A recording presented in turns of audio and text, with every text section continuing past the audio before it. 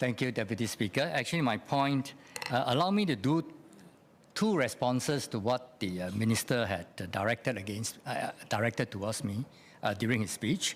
My first point is also about civil servants, something similar to what Member James Lim had just said. I quote, "Today, I've not said anything about civil servants. What I've said is, I would like to acknowledge the efforts put in by MCCY and MAS to scrutinize the transaction and come out with this bill." So this is an appreciation of the work done by MCCY and MAS. But I have directed at the ministers, it is the responsibility of the Cabinet Minister to ensure that they are appraised of all relevant and important information and to consider them fully before making decisions and public pronouncements. I'm saying that because on August the 6th, we spent more than 1 hour clarifying during question time about this whole deal without complete information. And so we are running parallel all the time. And you can also say that it was quite a waste of time.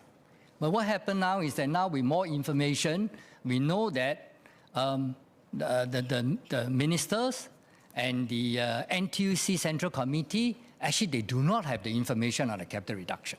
So we understand that point. But still, we are concerned about the coordination and how things are being presented before the information is complete. So that's one point. I want to respond to the minister when he said that I'm bringing in the civil servants and all that. A point that's similar to what Professor James Lim has said.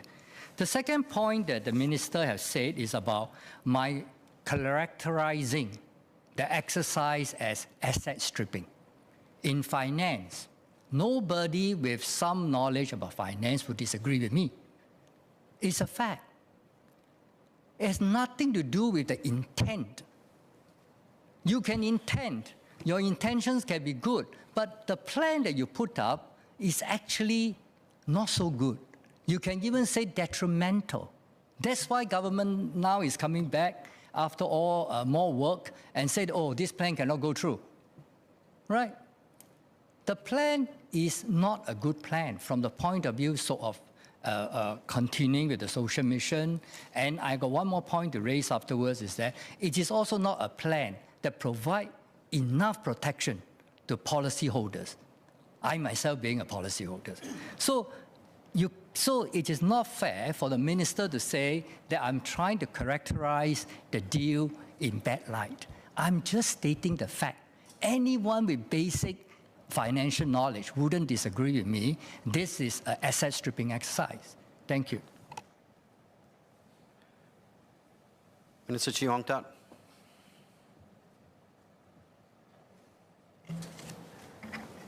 Mr. Deputy Speaker, I think, I was quite dismayed to hear Mr. Leong describe the 6th of August discussion in Parliament as, in his words, a waste of time.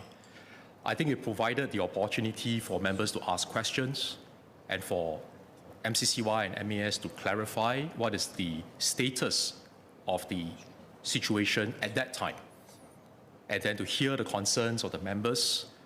I think it is not correct, and I hope Mr. Leong could withdraw that comment too, to describe that process as a waste of time. The point about whether information should be made known during a discussion, I had clarified repeatedly that when we came to Parliament on the 6th of August, both MOS Alvin Tan and myself made it clear that there was no regulatory approval given to the deal. It is something that is still being evaluated, considered, and therefore, in response to Mr. Leong's point about before we make any decision or pronouncement, we should have the full set of information. Indeed, that's why after the 6th of August sitting, when MCCY received the information from MAS, the agencies then got together, the ministers then got together and discussed, and eventually Cabinet made a decision to bring this bill to Parliament. this is the decision that we are seeking approval from Parliament.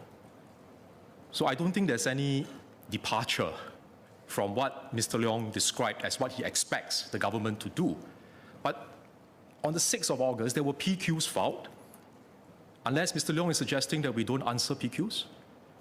If not, at that point in time, because the deal is still being considered, no approval was given yet, I think it was only correct that we give information based on, or give replies based on information that we have at that point in time.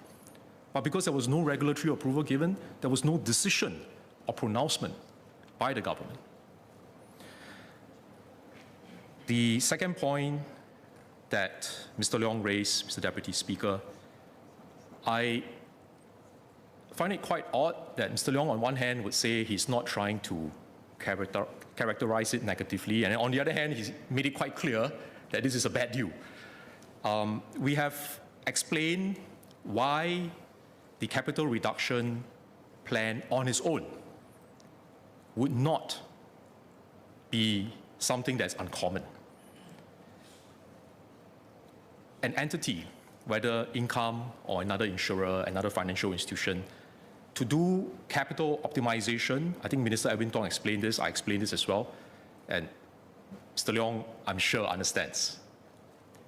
Financial optimization is something that entities, companies do regularly.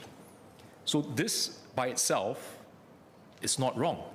So when MAS was looking at this initially, they were looking at it from a prudential point of view to see if you do this, would income still have the necessary capital to meet its capital adequacy ratio? From a prudential point of view, is this something that we would be prepared to consider? But as I mentioned earlier in my closing speech, there was no application by Allianz on the capital reduction. They only submitted a prelim business plan in mid-July.